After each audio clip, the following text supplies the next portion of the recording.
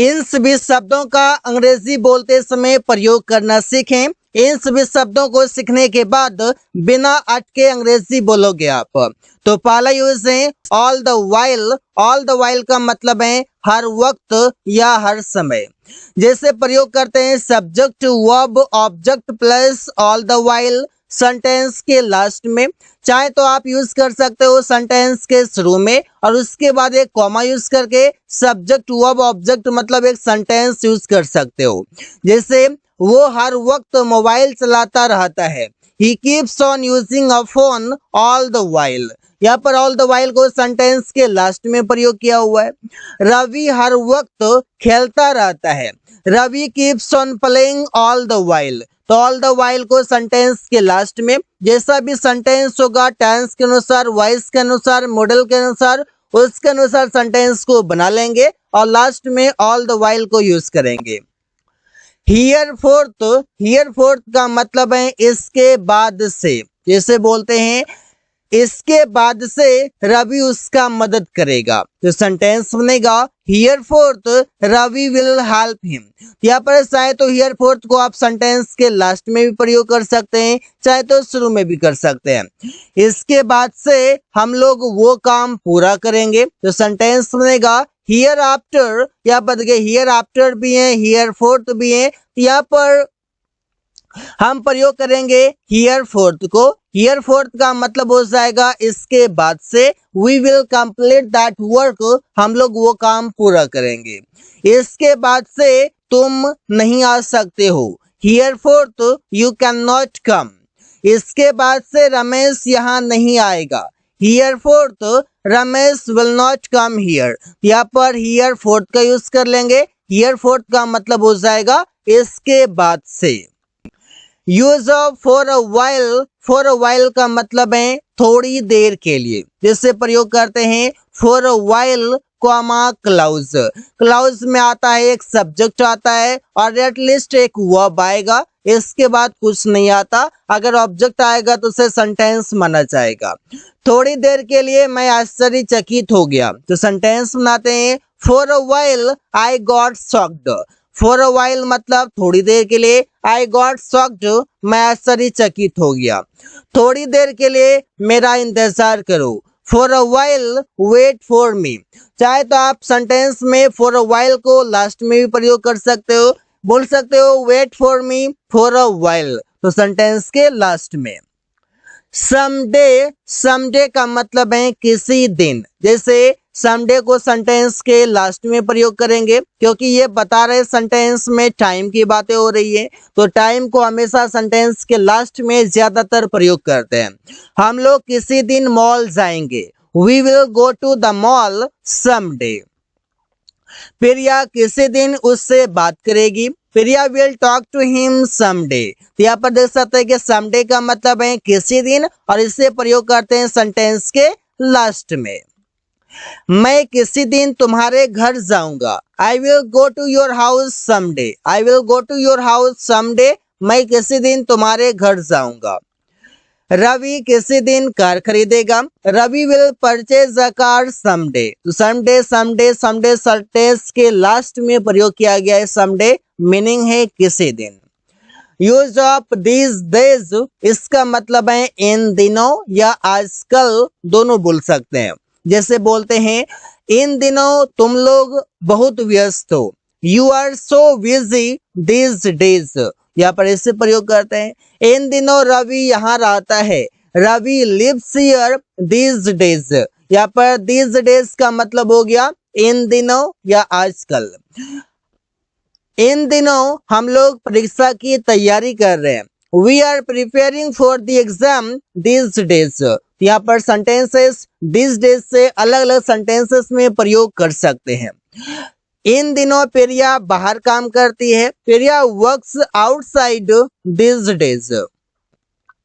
अगला यूज है wherein. इसका मतलब है इसमें। जैसे बोलते हैं sentence wherein plus sentence मतलब वेयर इन को प्रयोग करते हैं सेंटेंस में एज अ कंजंक्शन।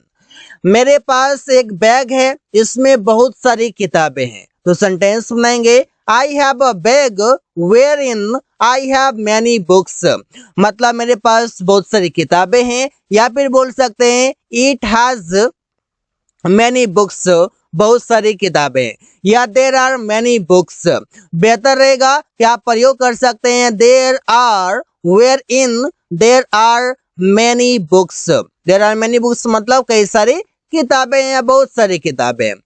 यह रवि का अलमारी है, इसमें बहुत सारे पैसे हैं, तो दिस इज रविज अलमीरा वेयर इन, यहाँ पर सेंटेंस में कैसे बनाएंगे देर आर, देर से सेंटेंस को शुरू करेंगे, there are lots of money, बहुत सारे पैसे हैं।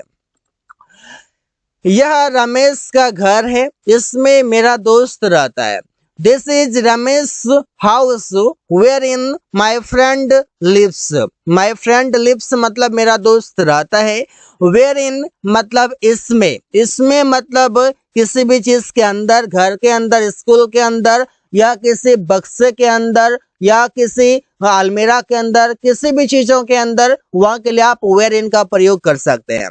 जैसे नाउअडेज मतलब है आजकल, जैसे बोलते हैं रवि आजकल अंग्रेजी सीख रहा है, Ravi is learning English nowadays, हम लोग आजकल वहां काम कर रहे हैं, we are working there nowadays, तुम आजकल क्या कर रहे हो, what are you doing nowadays. यहाँ पर नाउअडेज का प्रयोग सेंटेंस के लास्ट में आजकल के लिए किया जाता है। प्रिया आजकल ऑफिस नहीं जाती है, Priya doesn't go to office nowadays. अगला शब्द है एनी टाइम, एनी टाइम का मतलब है किसी भी समय, किसी भी समय मतलब एनी टाइम। जैसे बोलते हैं रवि किसी भी समय यहाँ आ सकता है, तो Ravi can come here any time. अगर आप संभावना बता रहे हैं, यहाँ पर आप मे का प्रयोग कर सकते हैं कि Ravi may come here any time. हम लोग किसी भी समय मोबाइल खरीद सकते हैं, we can purchase the mobile any time. अब इस सेंटेंस में बताया जा रहा है, कैपेसिटी बताया जा रहा है, और कैपेसिटी बताया जा रहा है, तो यहाँ पर मेरा कैन 100% करेक्ट है। तुम किसी भी समय काम कर सकते हो, you can work any time, you can work any time मतलब तुम किसी भी समय काम कर सकते हो। प्रिया किसी भी समय वहां जा सकती है, Priya can go there any time. अब यहाँ पर अगर कैपेसिटी हो तो कैन, अगर संभावना हो, पॉसिबिलिटी हो, तो वहां पर मे। देर आफ्टर, देर आफ्टर का मतलब है उसके बाद। जैसे हम बोलते हैं उसके बाद रवि बस से ऑफिस गया, तो thereafter Ravi went to office by bus. उसके बाद हम लोग मैच खेलने लगे, thereafter we kept playing the match. यहाँ पर देखिए सेंटेंस जैसा भी होगा उसके अनुसार बना लेंगे, और उसके बाद के लिए देर आफ्टर प्रयोग करेंगे। उसके बाद मैं वहां से आ गया, thereafter I came from there. उसके बाद क्या हुआ, thereafter what did it happen, thereafter उसके बाद क्या हुआ, व्हाट डिड इट हैपन। तो ऐसे सेंटेंसेस बना सकते हैं। अगला शब्द है सम टाइम, मतलब है कुछ समय। जैसे बोलते हैं मैं कुछ समय सोना चाहता हूँ, I want to sleep for some time. For some time का मतलब हो गया कुछ समय के लिए, और कुछ समय ओनली के लिए सम टाइम। तुम्हें कुछ समय पढ़ना पड़ेगा, you will have to read for some time, तुम्हें कुछ समय के लिए पढ़ना पड़ेगा। शायद हम फॉर को नहीं भी लिखेंगे तो काम मेरा चल जाएगा। अगर फॉर हमारे साथ है तो मतलब है कुछ समय के लिए, अन्यथा रहता सिर्फ कुछ समय। वो कुछ समय तुम्हारा इंतजार कर सकता है, he may wait for you some time. यह बताइए कोई भी फॉर यूज नहीं किया गया है। अमन कुछ समय काम किया, Aman worked for some time. यहाँ पर फॉर को हम हटा भी सकते हैं, there is no issue if you use for. अगला यूज है हियर आफ्टर, मतलब है इसके बाद। जैसे हम बोलते हैं इसके बाद हम लोग पैसे लेंगे, hereafter we will take money. इसके बाद तुम लोगों को जाना पड़ेगा, hereafter you will have to go. इसके बाद तुम अंदर आए, hereafter you came inside, hereafter you came inside. इसके बाद तुम अंदर आए। इसके बाद रवि अंग्रेजी बोलेगा, hereafter Ravi will speak English. यहाँ पर सेंटेंसेस में हियर आफ्टर का प्रयोग आसानी से कर सकते हैं, ऐसे ही सेंटेंसेस बना सकते हैं।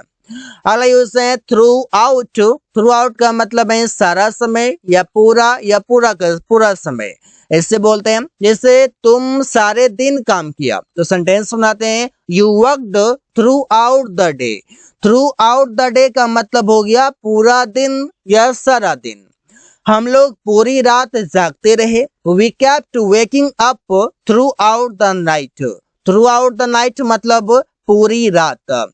रवि पूरी रात पढ़ाई किया। Ravi studied throughout the night. Throughout the night मतलब है पूरी रात।